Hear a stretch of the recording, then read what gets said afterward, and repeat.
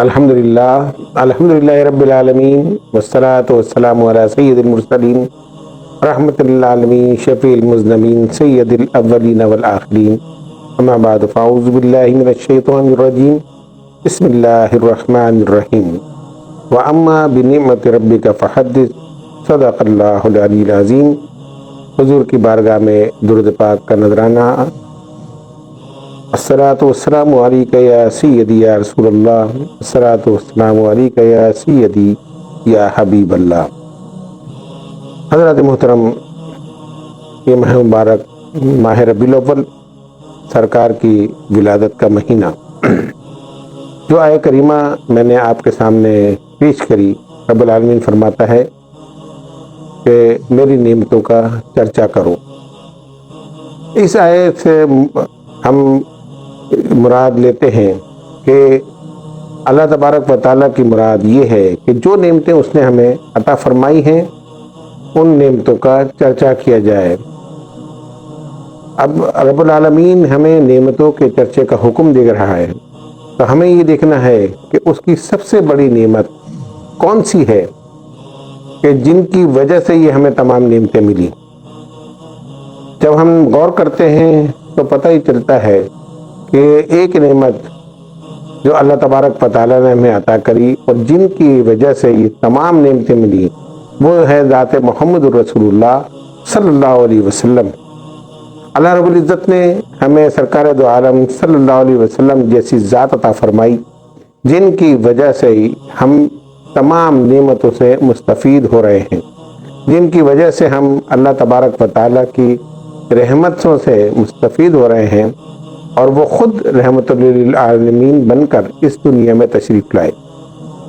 میرے بزرگوں اور دوستوں، جب ربیع الاول کا مہینہ آتا ہے، عالم اسلام سرکار کی آمد کی خوشی مناتا ہے، جلسے جلوس نکلتے ہیں، جلسے جلوس منعقد ہوتے ہیں، اور اس کے علاوہ ہم جھنڈے لگاتے ہیں، جھنڈیاں لگاتے ہیں، اور جس کی جیسی استطاعت ہے اور حضور سے جیسی محبت رکھتا ہے وہ اس جشن کو منانے کی کوشش کرتا ہے۔ الحمدللہ ہم اہل سنت ہر سال سرکار دو عالم صلی اللہ علیہ وسلم کا جشن عید میلاد النبی جوش و خروش سے مناتے ہیں۔ جب ربیع الاول کا مہینہ آتا ہے تو معترضین اعتراضات کرتے ہیں کہ سرکار دو عالم صلی اللہ علیہ وسلم کی ولادت منانا یہ بدعت ہے، یہ نہیں منانا چاہیے، اس کی کوئی اصل موجود نہیں۔ سرکار نے تو یہ ولادت کا جشن نہیں منایا، صحابہ اکرام نے ولادت کا جشن نہیں منایا۔ اس سے متعلق ایک حدیث مبارکہ میں آپ کے سامنے پیش کرتا ہوں۔ جب حضرت ابوبکر صدیق رضی اللہ تعالیٰ عنہ کے زمانے میں جنگ یمامہ ہوئی، جس میں بہت سے حفاظ شہید ہو گئے، تو حضرت عمر فاروق رضی اللہ تعالیٰ عنہ صدیق اکبر کے پاس آئے اور عرض کی، امیر المومنین، اتنے زیادہ حفاظ شہید ہو گئے اور قرآن کا وجود تو خطرے میں پڑ گیا، ہمیں چاہیے کہ ہم قرآن پاک کو جمع کریں، جس کے پاس جو آیت یا جو صورت موجود ہے وہ لائی جائے اور ہم اس کو کتابی صورت میں جمع کریں۔ حضرت ابوبکر صدیق رضی اللہ تعالیٰ عنہ نے جواب دیا، اور جواب یہ تھا کہ ہم وہ کام کیسے کر سکتے ہیں جو رسول اللہ صلی اللہ علیہ وسلم نے نہیں کیا۔ حضرت عمر نے سنا اور عرض کی کہ امیر المومنین، بے شک آپ نے صحیح کہا کہ حضور نے یہ کام نہیں کیا، لیکن یہ کام کتنا اچھا ہے، اس سے دین اسلام کو تقویت ملے گی اور قرآن کتابی صورت میں آ جائے گا، جس سے مسلمانوں کو فائدہ ہوگا، دین کو تقویت حاصل ہوگی۔ آپ نے یہ سنا اور یہ بات حضرت صدیق اکبر کی سمجھ میں آئی۔ آپ نے حضرت زید بن ثابت رضی اللہ تعالیٰ عنہ کو بلایا، جو کاتب وحی بھی تھے اور سرکار دو عالم صلی اللہ علیہ وسلم کی احادیث کو بھی لکھا کرتے تھے، اور قرآن پاک کی جو آیہ کریمہ نازل ہوتی تھی ان کو بھی تحریر میں لاتے تھے۔ آپ نے حضرت زید بن ثابت سے فرمایا کہ ہم کچھ صحابہ کی ایک کمیٹی بناتے ہیں اور اس میں آپ بھی شامل ہوں گے، اور آپ قرآن مجید فرقان حمید کو جمع کرنے کی صحیح کریں، اور جن جن کے پاس جو جو آیتیں موجود ہیں ان کو لایا جائے اور ایک جگہ جمع کیا جائے۔ حضرت زید بن ثابت نے بھی یہی اعتراض فرمایا کہ یہ کام تو حضور نے نہیں کیا، جب سرکار دو عالم صلی اللہ علیہ وسلم نے نہیں کیا تو یہ کام ہم کیسے کر سکتے ہیں۔ حضرت صدیق اکبر نے بھی جواب میں وہی جواب دیا، اور آپ نے فرمایا کہ دیکھو یہ بات صحیح ہے کہ حضور نے یہ کام نہیں کیا، کس مصلحت کے تحت نہیں کیا، لیکن کام کتنا اچھا ہے۔ اس طرح قرآن محفوظ ہوگا اور قرآن ہمارے درمیان موجود رہے گا۔ اگر حفاظ اسی طرح جہاد میں شہید ہوتے رہے تو قرآن مجید فرقان حمید ہمارے درمیان نہیں رہے گا۔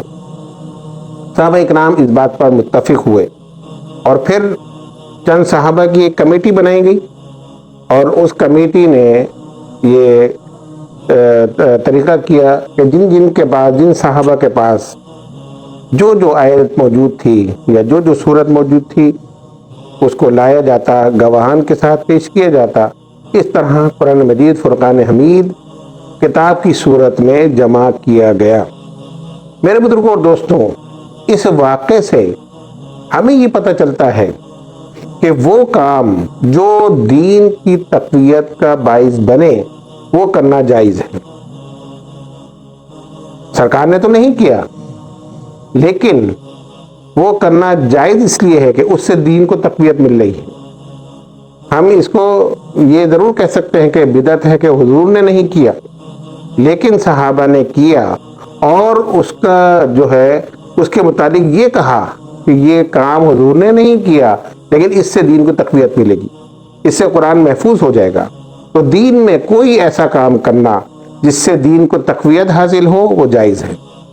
علماء فرماتے ہیں حرام وہ ہے جس کو سرکار نے حرام قرار دیا، اور جائز وہ ہے جس کو حضور نے جائز فرما دیا، اور جس کو حضور نے منع نہیں فرمایا اس کو کرنا مباح ہے۔ تو آج ہم جشن عید میلاد النبی جو مناتے ہیں، اس کا مقصد کیا ہے؟ اس کا مقصد یہ ہے کہ ہم سرکار دو عالم صلی اللہ علیہ وسلم کا ذکر کریں، آپ کے خصائل کا ذکر کریں، آپ کے شمائل کا ذکر کریں، آپ کے حسن کا ذکر کریں، آپ کی گفتار کا، آپ کی کردار کا ذکر کریں، اور مسلمانوں میں سرکار دو عالم صلی اللہ علیہ وسلم کے کردار کو پیش کریں کہ ہمارے نبی اخلاق حسنہ کے عظیم مقام پر فائز تھے۔ آپ حسن و سیرت میں یکتا تھے، آپ کی کوئی مثال موجود نہیں تھی۔ آپ کی گفتگو جب کفار سنتے تھے تو دل پر ایسا اثر ہوتا تھا کہ وہ اسلام کو قبول کر لیتے۔ آپ کے چہرے کو دیکھ کر کافر بھی کہتے تھے کہ یہ جھوٹے کا چہرہ نہیں ہو سکتا، یہ یقیناً سچے نبی ہیں۔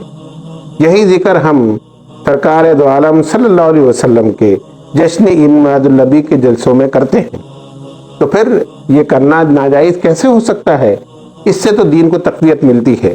جب ہر سال ربیع الاول کا مہینہ آتا ہے تو ہمارے کیفیت بدل جاتی ہے، کیفیت چینج ہو جاتی ہے۔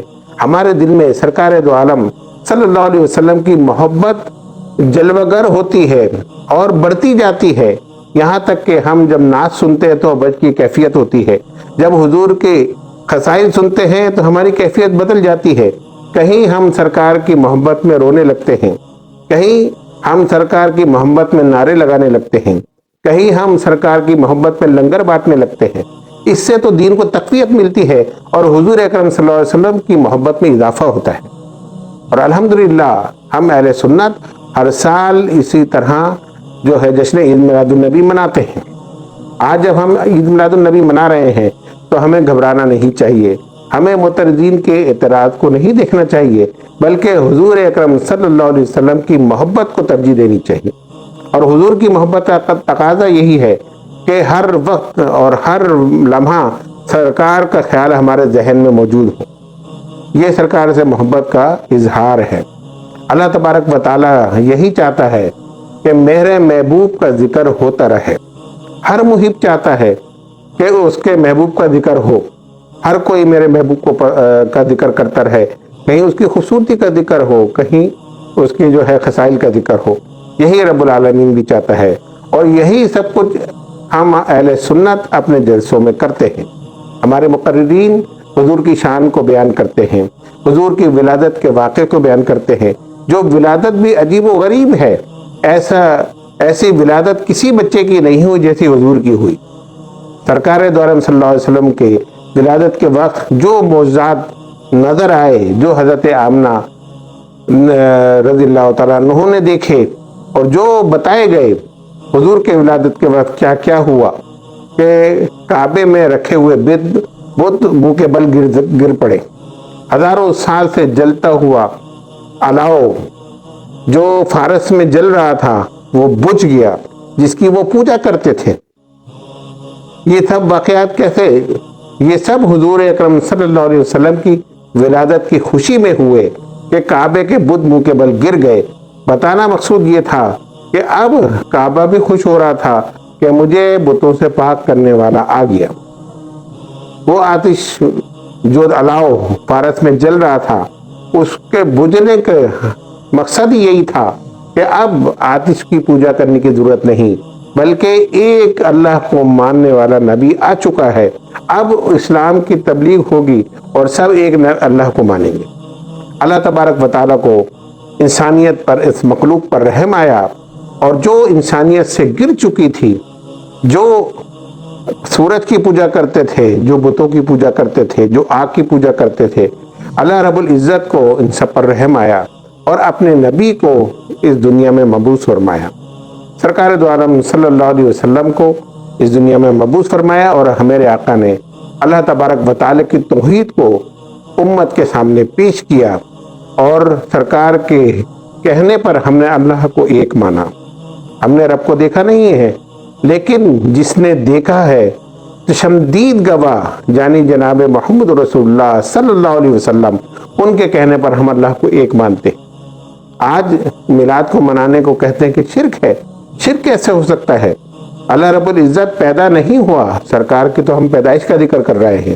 ہم یہ بتا رہے ہیں کہ ہم شرک نہیں کر رہے، بلکہ شرک کو توڑ رہے ہیں۔ ان کو خدا نہیں سمجھنا، بلکہ یہ اللہ تبارک و تعالیٰ کے نبی ہیں، یہ رب العالمین کے بندے ہیں، اور اس تاریخ کو سرکار اس دنیا میں تشریف لائے۔ تو ہمارا عید میلاد النبی منانے کا مقصد یہ ہے کہ ہم اپنے ایمان کو پختہ کریں، اپنے ایمان میں طاقت پیدا کریں، اور اللہ تبارک و تعالیٰ کی ذات پر یقین رکھیں، اور اس کا شکر ادا کریں کہ رب العالمین نے 12 ربیع الاول کو اپنے حبیب کو ہمارے درمیان مبعوث فرمایا۔ الحمدللہ ہم سب ان کے امتی ہیں۔ ایسے غمخوار نبی، قرآن کہتا ہے کہ ان کا تمہارا مشقت میں پڑھنا بھی گوارا نہیں ہے۔